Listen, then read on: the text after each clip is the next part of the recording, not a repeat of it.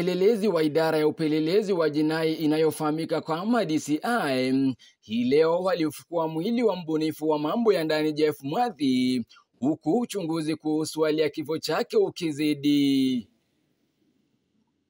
Mwili wa Mwathi ulifukuliwa nyumbani kwa wazazi wake huko Likia, eneo bunge la Njoro, kaunti ya Nakuru.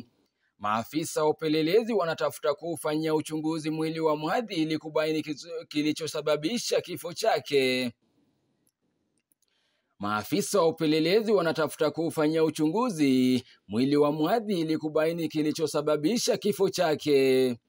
Uchunguzi wa maiti, polisi walisema kwamba utafanywa katika hema karibu na kaburi siku ya Ijumaa, na mabaki hayo yatazikwa tena baada ya hapo. Mnamo Machi tarehe 10, katibu wa baraza la mawaziri Kithure Kindiki alimwagiza mkuu wa DCI Mohamed Amin kufanya uchunguzi ili kubaini ikiwa mtu wa tatu walihusika katika kifo cha kijana huyo wa miaka 23.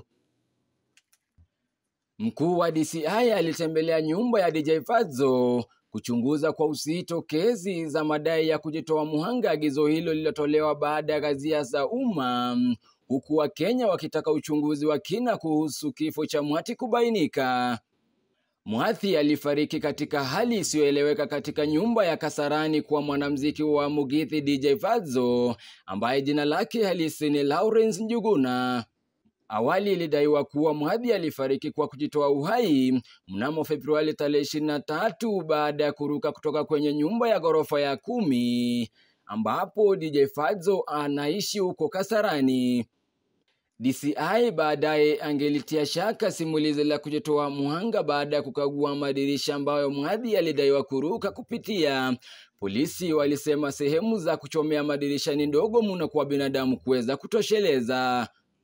Maafisa wa kutekeleza sheria pia walibaini kuwa kulikuwa na ugomvi kati ya Mwathi na watu ambao hawakutajwa ambao walikuwa kwa nyumba ya Fazzo. DJ Fazzo amekanusha kuhusika na kifo cha Mwathi, akisema ndiye aliwaarifu polisi baada ya kugonga mwili wa Mwathi chini ya nyumba yake.